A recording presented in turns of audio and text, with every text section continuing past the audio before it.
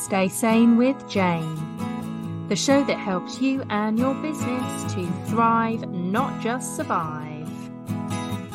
Tune in each week as Jane connects with guests in the wellness, business and publishing worlds, bringing you the most up-to-date training, techniques, healing and guidance for growth, mindset and motivation.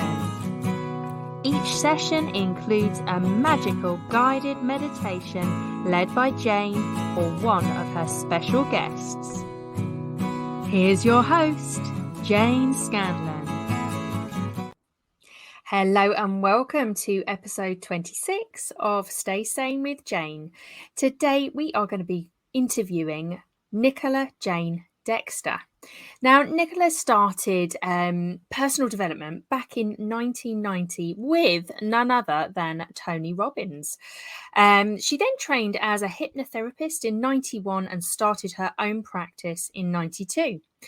She then specifically trained in past life regression in 1995, alongside training in timeline therapy, which includes healing past lives. She also started writing spiritual healing prayers that help heal past lives back in 2010. And has written almost 5,000 prayers, where at least half of the prayers include healing past lives. So this sounds like it's going to be a super interesting interview. Welcome, Nicola. Thank you. It's very nice to be on your show. Fantastic. So could you tell us a little bit more about you? Who is Nicola Jane Dexter?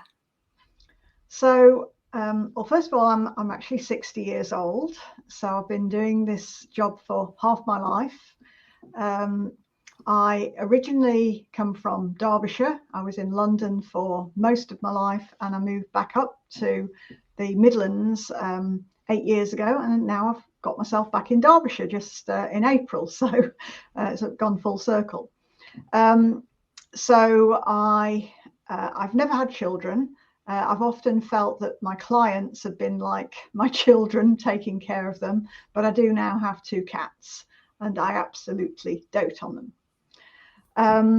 So when I first started as a hypnotherapist, one of the things that was really hard was everybody wanted to see me evenings and weekends, which was, not great. But now people seem to be much more flexible and want to see me whenever.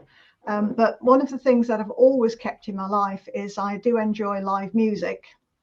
So concerts in first, and then work the evenings that I didn't have concerts. So I was probably going a couple of times a month. Okay, that's great. And you also do go to cruises for music, specialising in the kind of music that you like, don't you? Yes, my most recent holiday was a cruise in America, to the Caribbean. That was a music cruise. There was about 30 bands on the cruise ship. It was wonderful. Sounds amazing. Sounds absolutely amazing. So tell me, how did you get started in the field? We heard a little bit in your intro, and it kind of, does it date back to Tony Robbins and being in the room? And I bet back then being in the room with Tony Robbins was a little bit different to what it's like now. I don't know what it's like now. I haven't been in the room with him for a long time. Anyway, so I actually managed to get myself to the States and did his course over there, which included the firewalk. And I can tell you, I was terrified. But then I saw these little kids doing the firewalk, and I'm like, if they can do it, so can I. And that really gave me the motivation to do it. And I think it was something about the mindset shift. If that's possible for our bodies to walk on burning hot coals and not burn, what else is possible in life? And that is a great question to ask. Yeah. What else is possible? And I had been in the computer industry, but I just really wasn't very happy working in a basement doing programming, and it was very basic programming back then. And so I ended up getting made redundant. and didn't really know what to do. So that's when I went over to the States, and then did various other personal development courses in the UK. Then I got something through my door saying, train yourself to be a hypnotherapist. I thought, well, actually, that might be a good career for me. Went along to the training day, and it turned out that somebody I'd met on one of the personal development courses was one of the trainers for this particular company. And I just thought, well, maybe, it is supposed to be. And my mum helped me with the finances to get started. And it was actually a franchise at the time. So they launched me, and I've never looked back. Oh, that's amazing. So that's really interesting about franchise as well. I didn't know that they did things like that for hypnotherapy. Well, I don't think they do now, but this was, back in the early 90s. And unfortunately, they did go bust, that particular company. But it was enough to get me started. And I don't think I could have done it on my own. Yeah. And that's why kind of things like franchises and mentors, coaches are so good, because it's that holding hand experience and you drive forward together. Fantastic. So from hypnotherapy, what happened next? So you set up your business, you started getting clients, the franchise helped you with kind of all of that. So then I was kind of curious, and once you're in the field, you get to know what else is going on. And I trained in neuro-linguistic programming, timeline therapy, past life regression, and really loved past life regression because it's just a way of healing things that other therapies don't reach. And I found that I got much, much better results by having that capacity to take clients back, to look way, way further back than just in current life. And so, yes, when you get better results, then you get keener on doing it. So that's why I loved it. And I had always been interested in past life regression, because back when I was probably a teenager, I went to Denise Lynn's, one of her past life workshops. So yeah, so I've always been interested in the slightly more spiritual aspect. And then many years later, I was working with somebody, and unfortunately we kind of fell out. and so I believe I was guided to create or to write my first spiritual clearing prayer, which was to do what me and this other lady had been doing together, but in a different way. And I just found that the clients started to get really great results. And I don't think there is anybody else on the planet that writes past life healing prayers. Well, that is very interesting. So can you tell us, like, what is past life regression for the people out there that are listening who don't know what it is, in layman terms? Sure. So it means being in a relaxed state. I generally tend to work with people by, first of all, getting their timeline orientated correctly, which means past, behind, now in their head, future in front. And then I guide them to go up above the timeline, turn themselves around, float back over the past memories, but then keep going further back, further back, further back until they get to up above their past lives. And then I instruct their unconscious mind to stop them up above a relevant time in a past life that needs looking at and healing on that particular day. Yeah. And then when they're up above it, they can see things from an objective point of view, and it's also safe because they're not reliving anything that wasn't very nice.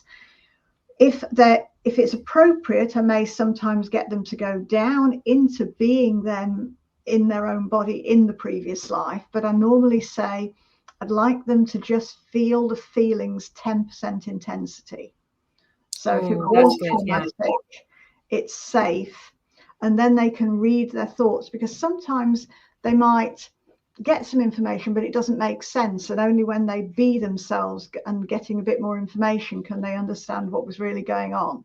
So there's a process of finding out what happened, healing what happened, because often it may not have been that pleasant, and learning from what happened, and then sometimes it may even be appropriate to rewrite the past life as though it had a much better outcome, because the unconscious mind can't tell the difference between a real and a vividly imagined event. So if you vividly imagine a better outcome for the past life, it's as though that's how it really happened. And then those changes come all the way through to now, so that then that past life is no longer affecting you negatively now. So that's the process of past life regression. Then if I write a spiritual healing prayer, though, it's generally I get my colleague to look at somebody's past lives, and then I put all those processes within the words of the prayer. So as the client reads them, they're doing all the healing and learning within the words of the prayer. That's brilliantly explained. Thank you. What would you, well, obviously we're all different. We're all unique souls. We've all been on so many different journeys. What's the most amount of past lives for one person that you've ever kind of worked with? Or is it really, is it unlimited? I mean, is there a number on it? It depends on whether you're an old soul. I still keep healing mine every week. Yeah. And so that could be thousands and thousands. Thousands and thousands of lifetimes. Yeah, but that's just because that's my journey, and I have to be doing more than any of my clients. So I have a lot of clients, and they stay with me for years and just do a little bit every now and again. So so they probably start off with the urgent issues, so health, job and love relationship, but then they might expand to friendships, neighbors, parents, children, all kinds of different aspects of life, because you can have past lives with anybody. I mean, I have some clients that they heal the past lives with their pets or dead pets. Wow. Okay. And can you tell an old soul to a new soul, you know, before you work with them? Do you know instinctively? Is there a... I think with some people I do sense it. I think old souls do tend to have had a slightly more challenging life. And I don't know, just maybe the attitude is a bit different.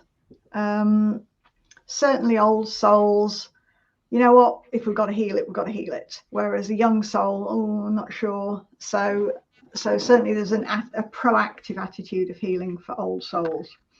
Ah, interesting. Yeah. Fabulous. And before you got into this industry, you went in through personal development for yourself. Yeah, that's something I hear. And I didn't know what to do with my life. Yeah, and that's something I hear that comes up pretty much in every interview I do at Stay Sane with Jane.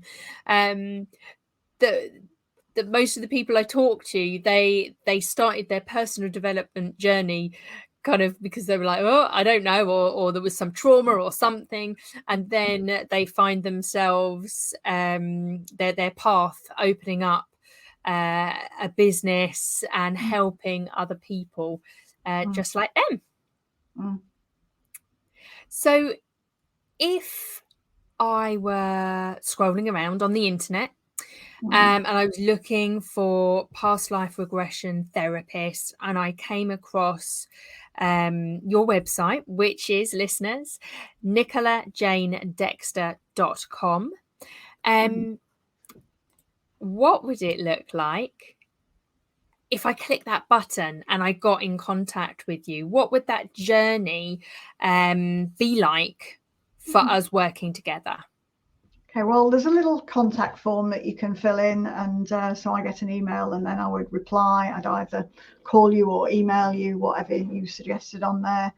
And so we'd really look at, well, what is it that somebody wants? So some people, they actually know what the modality is that they want. So they know that they want hypnotherapy, they know that they want past life regression, and some know that they want a healing prayer. I don't know how, but some do intuitively.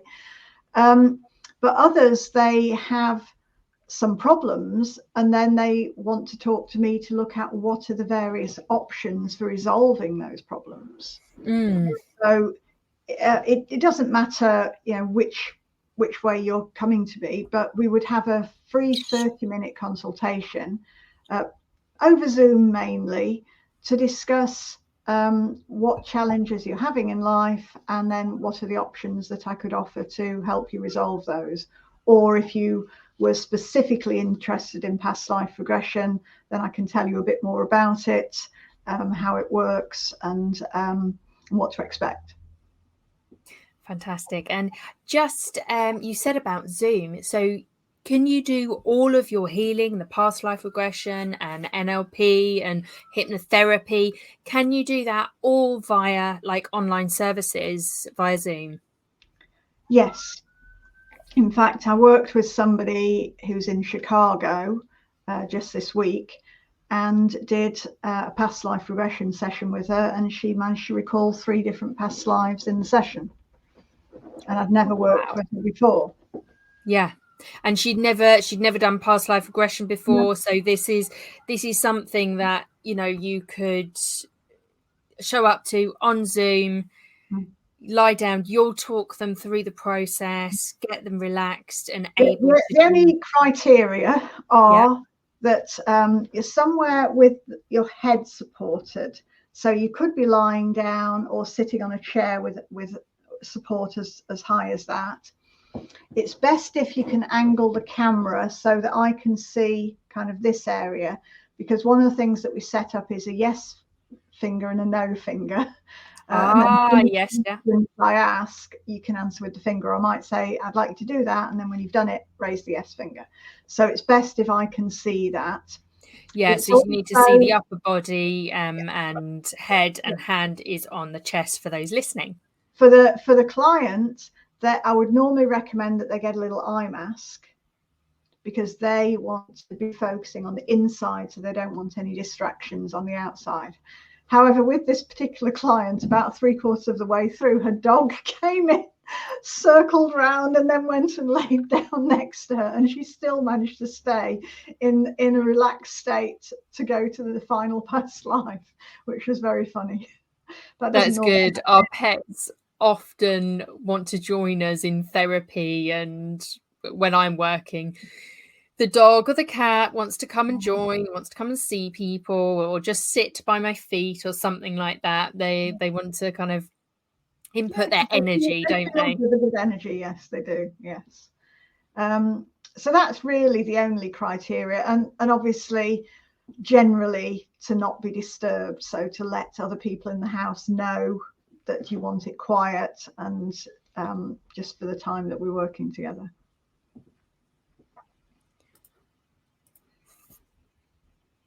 Fantastic. So I'm just looking on your website, which is nicoladexter.com. And I'm looking down, you've got lots of testimonials, you've got clear guidelines of the kind of problems that you can help with. So is it okay if I read a few out? Sure. Yeah, so we've got anger management, stress management, panic and anxiety treatment, fears and phobia treatment, improving self-esteem and confidence, depression treatment, insomnia, and resolving relationship problems. So these are all things that clearly bring you joy as well, helping your clients with and seeing that journey and that growth with them. Yes, absolutely. And also, I know that for myself, I've done sufficient healing on myself such that my emotions are pretty balanced now. They probably weren't many years ago, but they are now. And it doesn't work for people to have anger outbursts or jealous outbursts or anxiety. It's like it's really sapping the quality of life. And and I certainly believe that timeline therapy is probably the most effective way of neutralizing negative feelings from past memories, because that's effectively what it does. It clears those emotions from the past memories. And then if you don't have negative emotions with the past memories, there's nothing to keep triggering you, because people get triggered. Oh yeah, it's emotions come up very, very quickly, and that's because something happened now that reminds you of something in the past where there's an emotional charge there, and then you feel the same emotion again. So when you heal all the past memories of those emotional charges, it's like, oh, okay, so that's not bothering me anymore.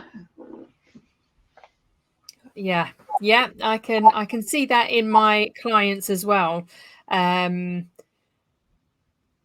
And that sometimes, I don't know, this is probably to do with past lives, but sometimes you get people and they don't know why they get so triggered by certain things. They're like, listen, nothing happened to, no, I've had no maybe childhood trauma, no this, no that. I was brought up well. I've had quite nice relationships. I don't know why I'm so, I don't know, triggered or angry at certain things. Figure out why. Yeah. So it can be past lives, it can be ancestral memories, because they're stored in a similar way and they can affect us in a similar way. It's just that they're our ancestors' lives, not our personal past lives. Yeah. Oh, it's very, very interesting. And can I ask, do you when you're doing this work, and especially let's go into your healing prayers a little bit more as well, what energy are you tapping into? Are you channeling the words from source, the divine, or angels, or like how does it all come about for you? Good question. I know when I wrote the first prayer, afterwards I thought, this is my unique gift in this lifetime. This is the one thing that I do that nobody else does. And it's one of the things that I'm here to do, or maybe the major thing I'm here to do. When I'm writing, I think it's a mixture of my own knowledge from my unconscious mind, plus my higher self, and probably angels and God as well. It's just all. And when I read back some of the prayers that I've written in the past, it's like, did I write that? I just really don't remember some of the things that I wrote, and I'm just really amazed at what's there. I also make sure that every 2 lines rhyme, and even though I didn't know why, it's because it makes kind of a resonance out that sends the energy out to attract what it is that you're asking for. And it's almost, I would imagine it's like a vibrational symphony going out to the universe. Calling that in. Oh, very magical. Very magical. So for everybody that's listening or watching on the replays, do you have any advice or kind of top tips that the audience could implement, like today? They could just go off and do something, implement something simple that I think the main top tip I have is stop trying to do everything by yourself. That's fundamentally it. We are here on a planet full of billions of people. We are not supposed to do things on our own. So if you have a challenge and you've been unable to resolve it, then ask to be guided to the right person or people or modality to help resolve it. So it's like, make a decision that you want something to get resolved. That's more than anything. And maybe also be honest with yourself, because a lot of people, they are living lies. Oh, you know, the relationship's okay, the job's okay, my health's okay, and it's not. And so just be really honest and authentic. You know, is this area of my life working for me? And if it's not, make that decision to do something about it. Yeah, that's definitely good advice that we can all take on board. I think there's one other thing. It's about being intuitive. So I've had many clients say that they went onto my website or they saw me on another website, and it's like they saw me and just thought, that's the person I want to work with. So they didn't even know that much about me, but it's like they just felt that's the person that they want to work with. So that's what people need to trust, their intuition. I'm not going to be the right therapist for everybody. In fact, probably if you don't have any kind of spiritual openness, then I'm not probably the right therapist for you. But if you're that little bit spiritually open and you're ready to change things, yeah, I could be a great therapist to work alongside you. That's brilliant. Good to know. Good to know. So if you're out there listening and you have that kind of spiritual inclination or something bubbling up within you, and you have, like Nicola says, you know, you've perhaps just sat down and had a look at life, and maybe you're feeling like, you know, a particular area is not where you want it. Maybe you're feeling a bit stuck, lacking confidence, or, you know, you're getting triggered by things. Perhaps it's time to reach out to nicolajane.dexter.com and just have that initial consultation and have a chat with her about the different therapies that she offers. There's a big list, beautiful list on her website, and she'll be able to kind of create a program or package for you to work through. Is there anything else you would like to kind of tell us about the business, about how you work, and why you do what you do? I do what I do because I love it. I wouldn't have been doing it for more than 30 years if I didn't. So first of all, it did make a massive, massive, massive difference in my life. And, you know, I want to give that to other people. Also, I think that I may have promised to do this before I even came down. So I'm being held to account to fulfill my promise.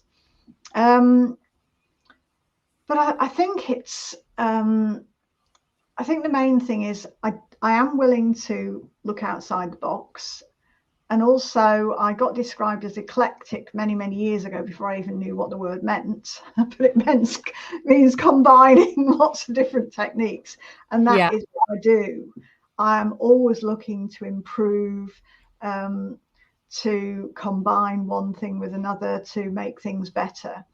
But I certainly know that there's been quite a number of healers have come to me, sometimes before they even were on their healing path. So I've certainly had at least 2 clients who are now really gifted mediums, but they needed me to help them clear and heal before they could then give their gift to more people. And I have one client who's a healer, and things happen and she gets a bit stuck and clients cancel, and then she rings me, we do a session, and then everything flows again. So it could be, you know, we need to do something big to get you on your path, or there's just a few little blockages and then it gets you flowing again. So it's different for different people, but certainly, yeah, I'll just do whatever I can to create ways of resolving things, channel new ways of resolving things, work with my colleague to find ways of resolving things. So it's like I'm the go-to person if you've got a problem that nobody else can fix. Can't promise I can do it for everybody, but I have managed to help a lot of people with things that nobody else could help. That's fantastic, amazing. And it resonates actually, because I always knew that I didn't know that I could channel, but I always wanted to channel. I always knew and used my healing hands, that power. But I would see all of these divine channelers and getting messages from the angels and God and things like that. I'd be like, oh, that'd be so cool. I wish.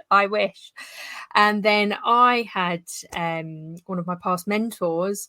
She helped me clear some of the energy, test out different ways of channeling. One I really did not want to do, and guess what? It's the one that comes the easiest to me, but I had such resistance. I remember messaging her like, I really don't want to do this exercise. I will do it, but I just thought I'd let you know that I really don't want to for some reason. And yeah, it would be like you say, like past life trigger thing. But then once those were cleared, then the ability to channel is there now for me. So yeah, it's amazing, isn't it? So that does lead me to a distinction. So some people are clairvoyant, they see things. Some people are clairaudient, they hear things. I'm clairsentient, so I feel things, and claircognizant, which means I just know things. But my colleague that I work with, he's very clairvoyant and clairaudient. So I kind of use him as my channel, because my primary gift is I'm the fixer, I'm the resolver. So he gives me the information, and then I figure out how to resolve things. So when I work with clients, generally, I'm allowing them to get their own information, and then I'm figuring out how to help them heal it and resolve it and clear it. But I don't do readings for people myself. That's not my gift. Obviously, occasionally I get information, but it's not my primary gift. My primary gift is I'm the fixer, the resolver. And that's really, really a good combination for you and your colleague, because you're kind of you're covering all bases there, aren't you? Yeah, and it's a lot safer, especially to work with another person, because sometimes I have to clear spirits too. And when you have somebody else can see a spirit, I can then remove it, and then they can give me the feedback that it's gone. Yes. Okay. Very interesting. You have to believe in spirits if you believe in past life regression, because if you're here as a soul over and over and over again, then that means that we exist outside of the physical body, and therefore ghosts exist and all other kinds of spirits exist. Yeah, definitely. And a conversation that I've had many times with healers is about fragments of our souls being either left behind or taken, or we give them to people.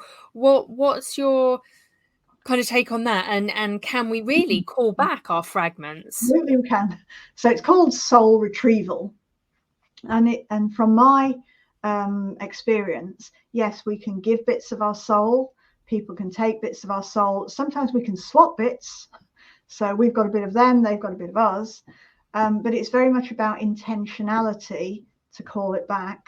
But sometimes you have to resolve what was going on in the first place. It might be you need to forgive somebody. You might need to revoke promising to be with somebody forever and ever. Or you might need to revoke promising to give your heart to somebody. Yeah, you wouldn't give your physical heart, so you shouldn't give your spiritual heart.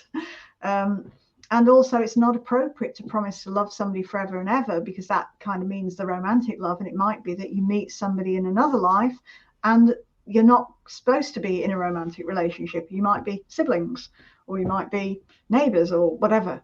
Yes. Tell us a little bit more about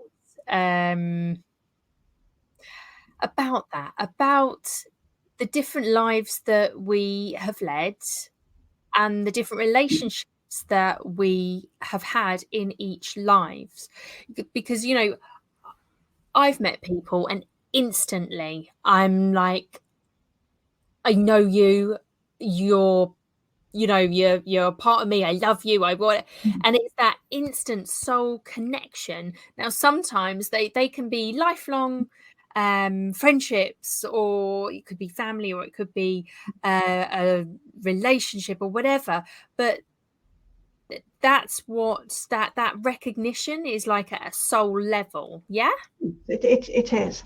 However, it's not always positive, because I certainly have met some people and it's like, you know, I felt really yucky around them, and that was because there was something not so nice happened in a past life.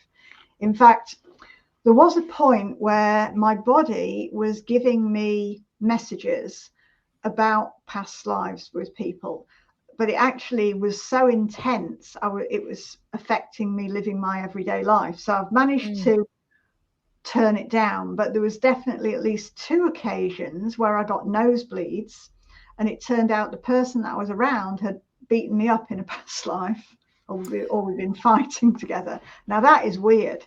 And it happened to one of my clients where they spontaneously got a nosebleed when they got to my office, and I'd done the same to them.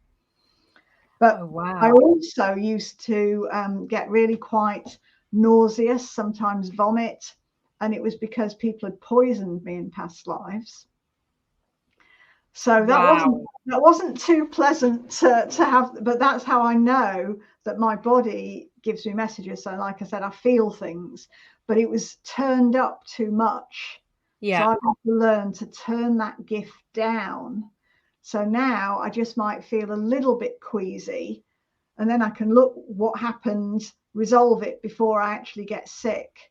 But I remember I had a couple of people staying with me a few years ago, and I was just so sick, vomiting. I just couldn't do anything.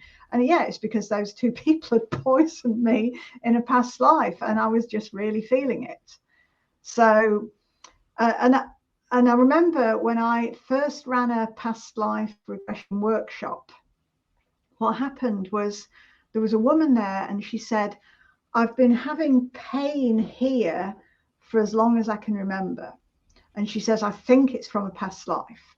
So she was my demonstration subject, and I took her back, and she looked at this past life where she was trying to run away, and somebody was trying to save her, took her on the back of a horse. So she was side saddle as a woman, and he was properly on.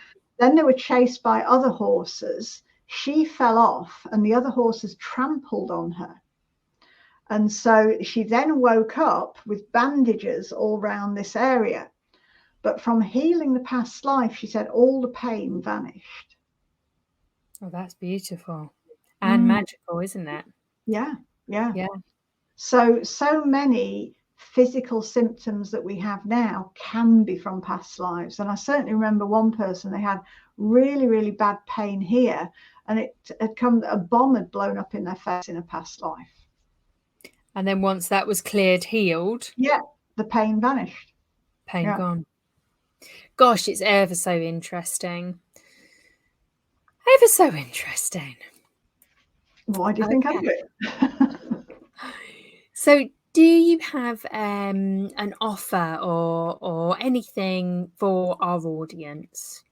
Well, I was having a think about that before, and I thought, well, you know, I'm really happy to be sharing this with whoever's listening to it. And what I thought is, up until the end of June 2023, so that's another 3 weeks, I'm willing to give 25% discount for whatever's paid for in June 2023 to anybody that's watching this show. Okay. Fantastic. Well, you heard it here first. Stay sane with Jane. 25% off in June 2023. Any of my products. So that's therapy sessions, healing prayers, past life regression in face to face or Zoom, whatever. Any of my services, 25% off in June 2023.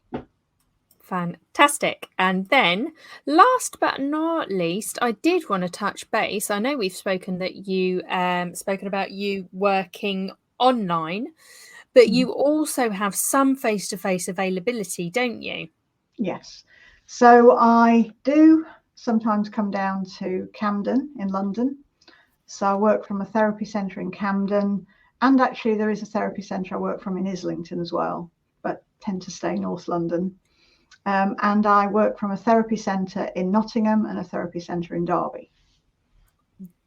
But it's always best to just get in touch with you directly through the website, through the contact form, and then you can start building that and figuring out the wheres and the whens. Yeah?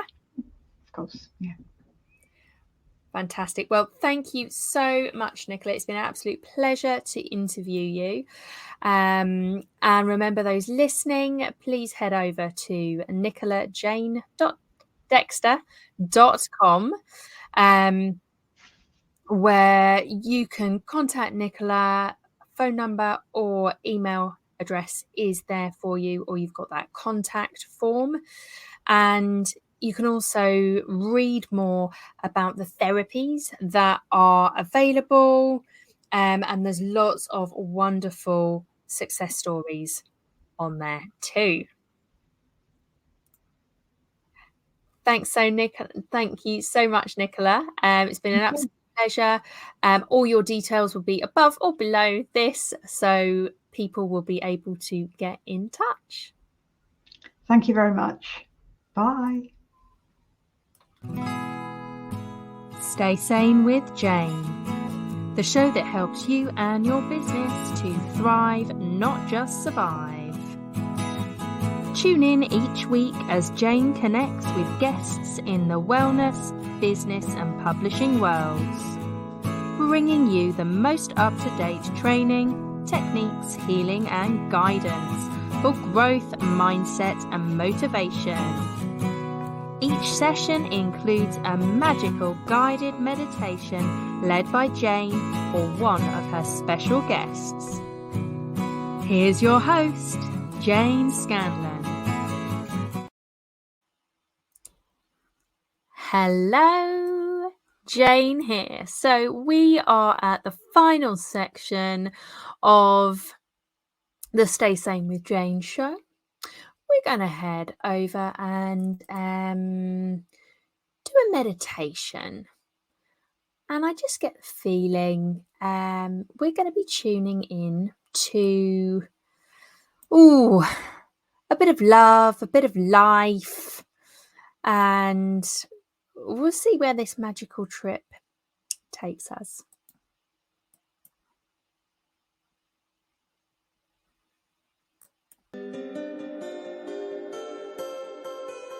So this is Stay Sane with Jane. This is Jane Scanlon and the Minditation Sessions. So as we're just tuning in to ourselves and the world around us, my invitation to you is to get comfy.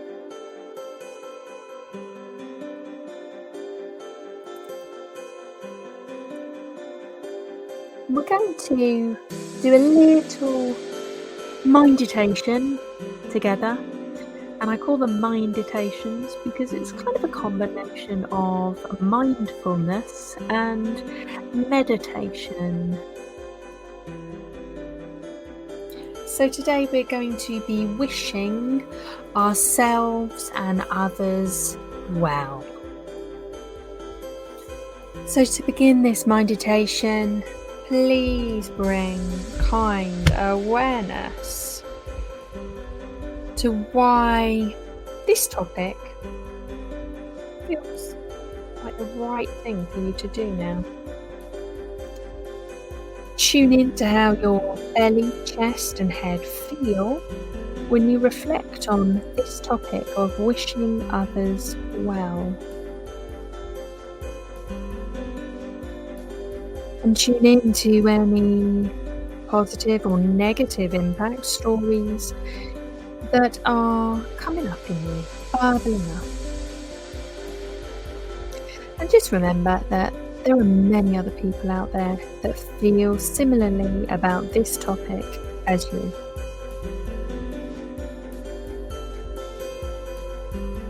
Let's take a breath together.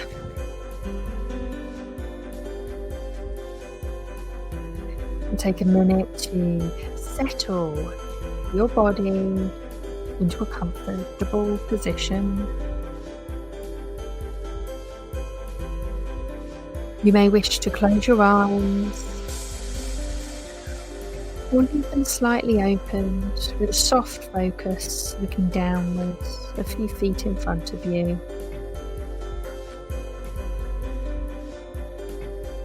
Allowing your spine to lift and your shoulders to soften.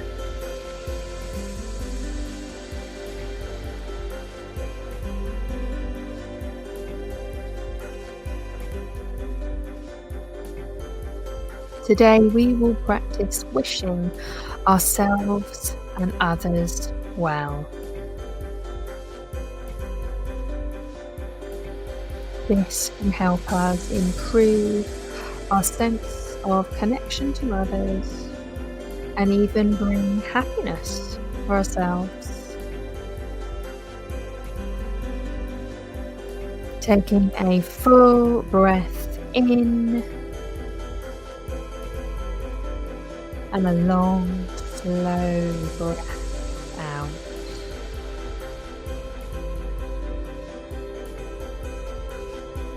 Bring to mind someone that you care about.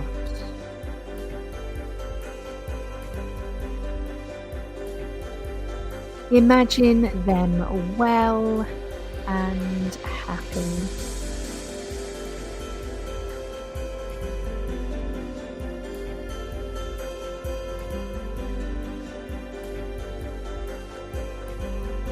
Say to yourself, may they be well, may they be happy.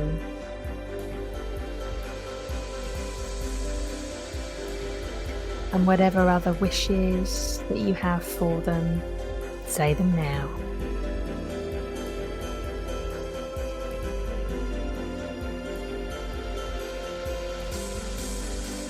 With that same sense of care that you feel for another, invite a sense of well-being for yourself